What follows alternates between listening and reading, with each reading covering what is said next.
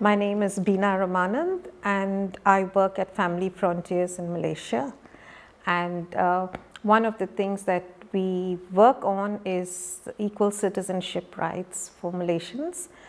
Malaysia has gender discriminatory nationality laws, and these really impact children, especially Malaysia is one of two countries that does not allow men to transfer citizenship to their children outside of a legally recognized marriage. And it also currently denies Malaysian women the right to pass on citizenship to their children born overseas. But the good news is that the Malaysian government in 2023 agreed and committed to amend the law.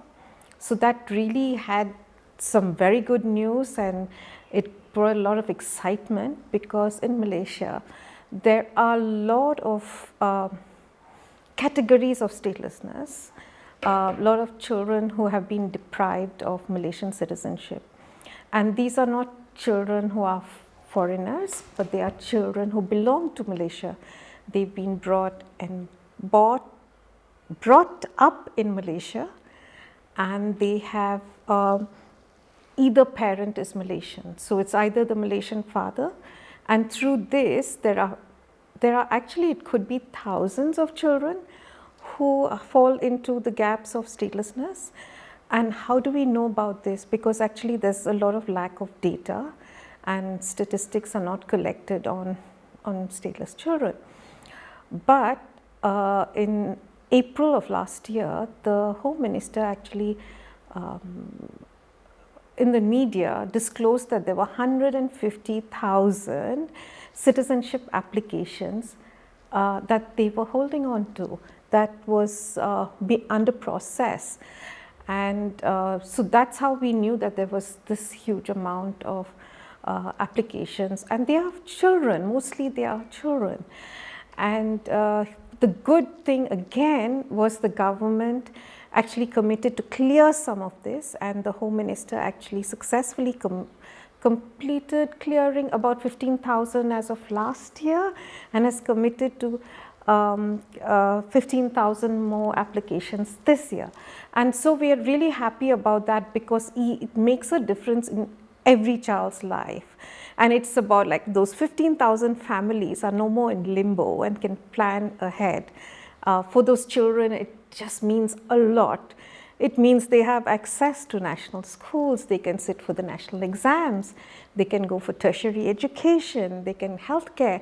And there are a lot of children who would probably need long-term treatment, as well as they may need healthcare operations, and which should cost a lot, because if you are a non-citizen, you pay double or even triple charges at healthcare. The other thing is these children are not vaccinated. Some of them can't afford vaccination fees. So it's really, the government should not be delaying these applications, these citizenship applications, and it should have been in the best interest of the child, because and this will continue to adulthood if these applications are not cleared, because at the age of currently it's 21 and there's proposals to bring down the age to 18, then you'd probably have more children in that category where they don't have citizenship. Some of them just don't have access to any other citizenship, because if it's through the father, then the mother may not be present in the child's life or may not be traceable in many instances. So really, it would benefit the country if these children were studying. They could contribute later when they become adults. They would be able to pay for their own health care. And these are some of the challenges they face. Now, for women and girls, we believe that early child marriage could be one of the reasons that they don't have access to citizenship, and they try to escape that cycle. So you have them, or they be trafficked very easily.